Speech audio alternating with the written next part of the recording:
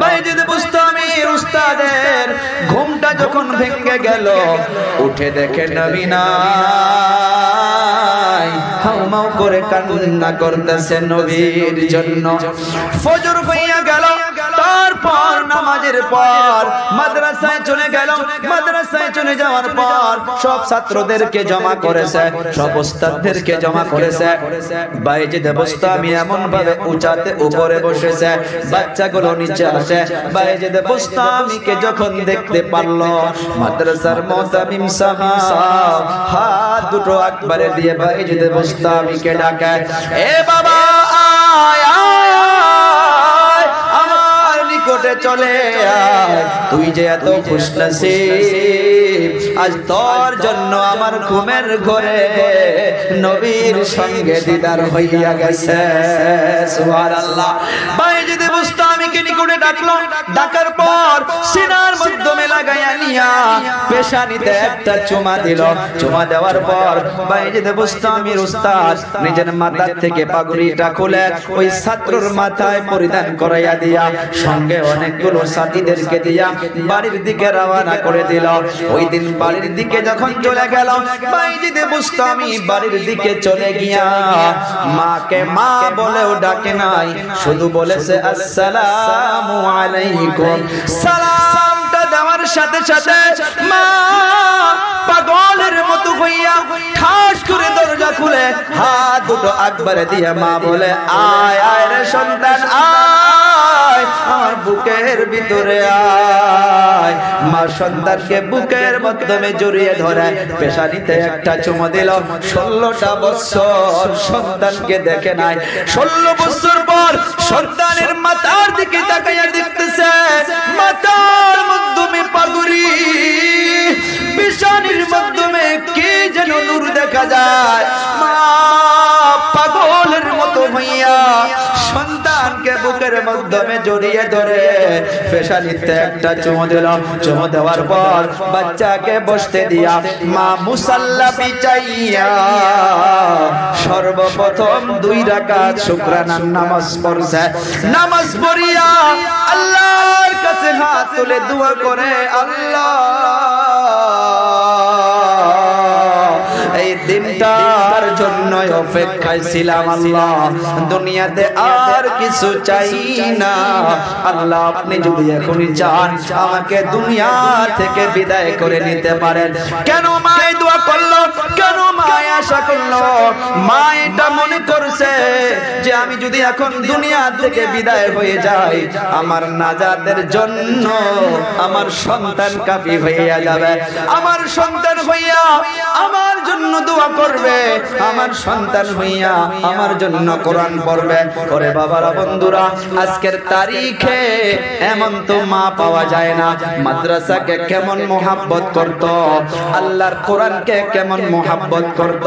মা সন্তানকে এই জন্য বানাইয়া গেছে যে কবরে তো সবাইকে চলে যাইতে হবে, দুনিয়ার মাধ্যমে মা বাবা সন্তানকে যেমন ভালোবাসে রে বাবারা বন্ধুরা, দুনিয়াতে সন্তান যদি তার 100 ভাগের 1 ভাগে মা বাবাকে ভালোবাসতো, ওই সন্তান কামিয়াব হয়ে যাইত।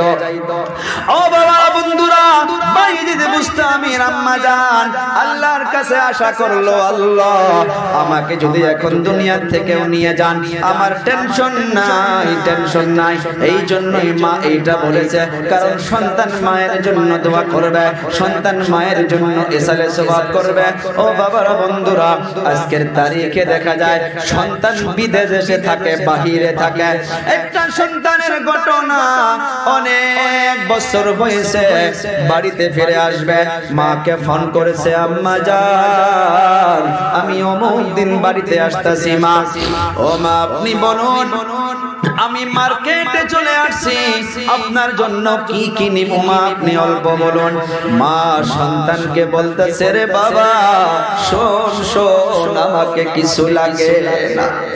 এ সন্তান অনেক বছর হইয়া গেল, তোর নুরানি চেহারাটা আমি দেখি না, তুই চলে আয়, তোর চেহারা দেখলে আমার মনের সব আশা পুরা হয়ে যাবে, তোর চেহারা দেখলে আমার সব চাওয়া যেন আমি পেয়ে যাব, কোনো কিছুই নেওয়া লাগবে না।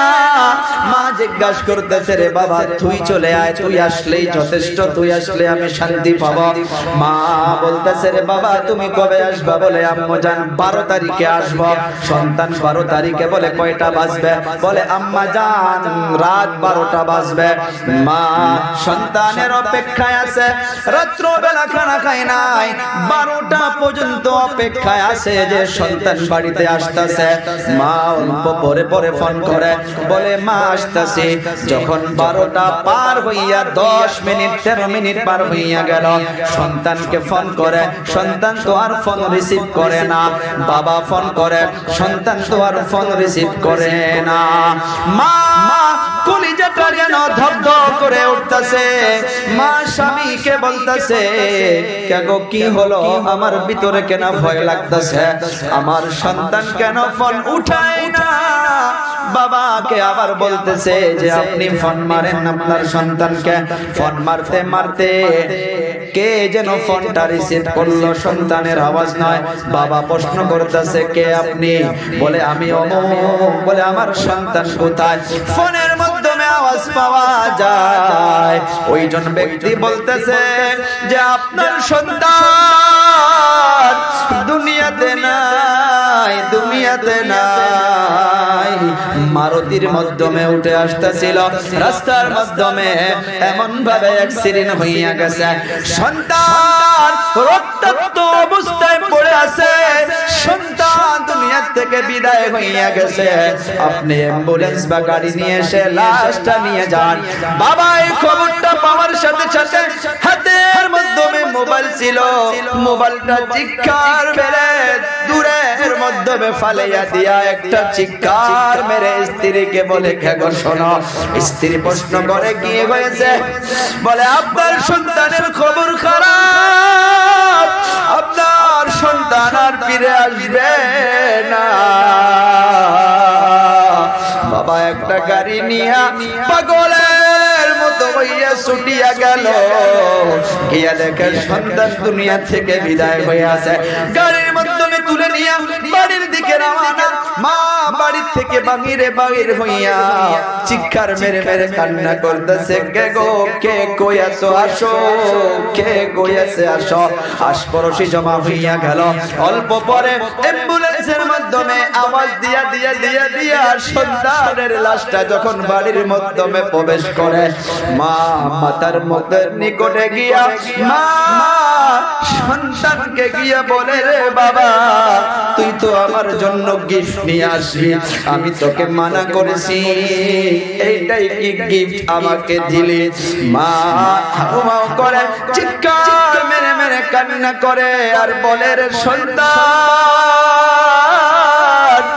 প্রত্যেকটা দিন রাত্র আমি আজ খানা খেয়ে ঘুমায়া যাইতাম, তুমি আসবার জন্য আজ 12টা পার হইয়া গেল, তোমার জন্য ইন্তজার করতেছি রে বাবা, তুমি আর আমি আজকে একসঙ্গে খানা খাবো, কিন্তু কেমন খানা খিলাইয়া দিলি, আর জীবনের নামে আমাকে তো মা বলে ডাকবি না। কিতাবের পৃষ্ঠায় পাওয়া যায় এই মা সন্তানের জন্য পাগল যে হইয়া গেল, যতদিন জীবিত আছিল ভালো করে খানা খায় নাই, ভালো করে ঘুমায় নাই, পাগলের মতো হইয়া সন্তান সন্তান করিয়া করিয়া সারাটা জীবন পার করে দিছে। ও বাবা বন্ধুরা, এই গভীর রজনীতে এমন তো আমারও মা ও মা, আপনারও মা ও মা ও মা। প্রত্যেকটা রাত্র বলি আমি ওপেন মাইকের মাধ্যমে আমার মাকে আমি দেখেছি, রাত্রবেলা যখন 2টা-3টা বাজায় বাড়িতে চলে যায়, গেটের মাধ্যমে গাড়িতে যাওয়ার সাথে সাথে মা মেন গেটটা খুলে দেখি হাজির হইয়া যায়। ও মা 2টা বাজে আপনি কি ঘুমান না? ওরে সন্তান, আল্লাহ তোমাকেও সন্তান দিয়েছে।